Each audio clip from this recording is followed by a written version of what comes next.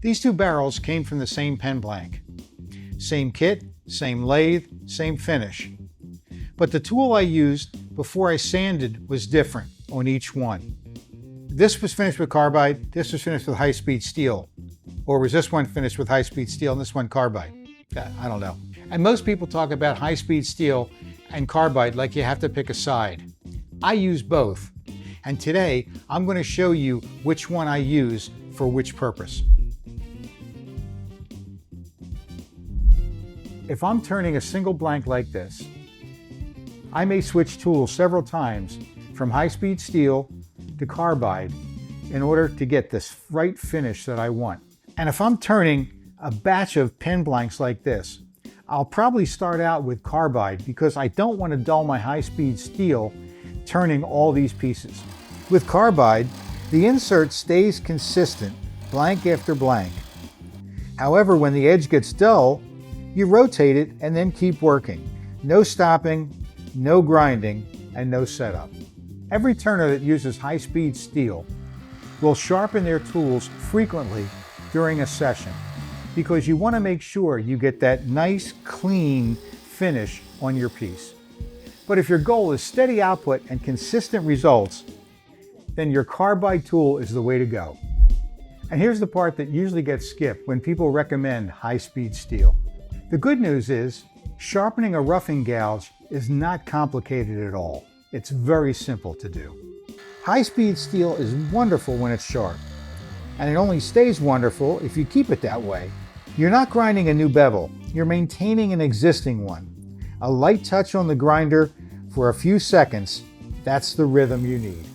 You're not sharpening once at the beginning of a session, you're sharpening during the session. As the tool gets dull, the shavings get smaller and the surface gets a little rougher.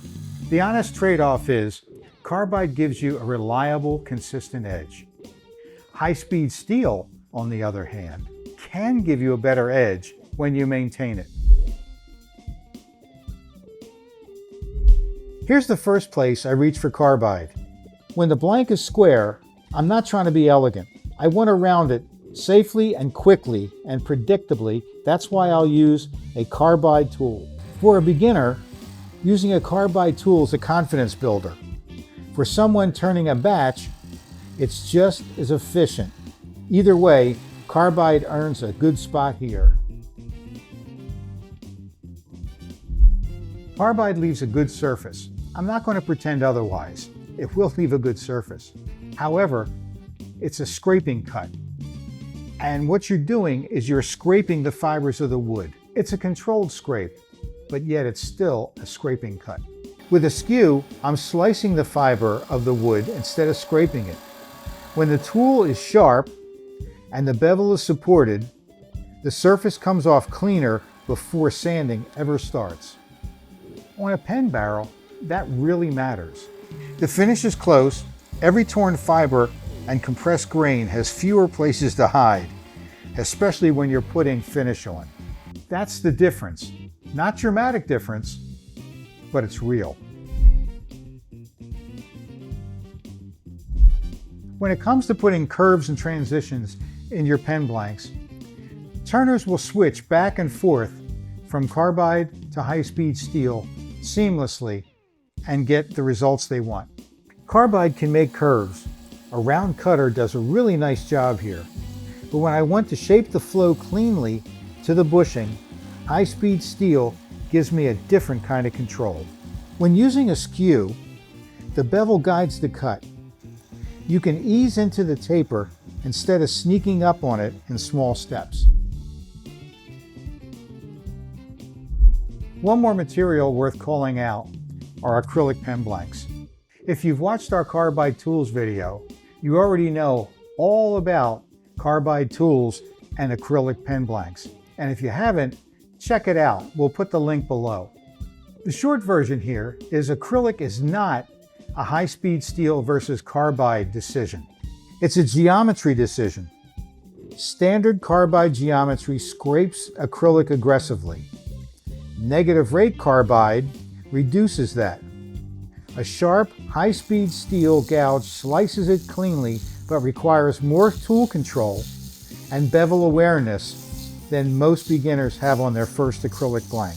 For acrylics, negative rake carbide is a much safer starting point. So here's what this actually looks like in a real live session. For rounding down a wood blank, use a carbide cutter and save the high-speed steel for your finishing cuts. For transitions into the bushings, high-speed steel is a better choice because the bevel lets you steer the taper where you want it.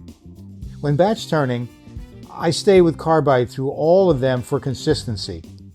Then I do a final high-speed steel pass if the surface really needs it.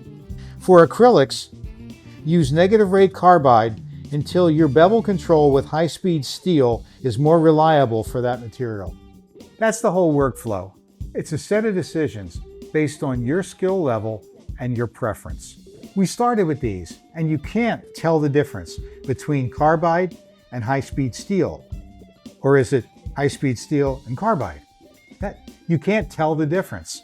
The choice is yours to make, whether you want high-speed steel or carbide, or carbide and high-speed steel, but both need practice to perfect them.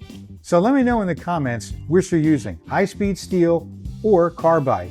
And if you're using both, let me know that as well. So until next time, remember, sharp tools, light bites, and happy turning.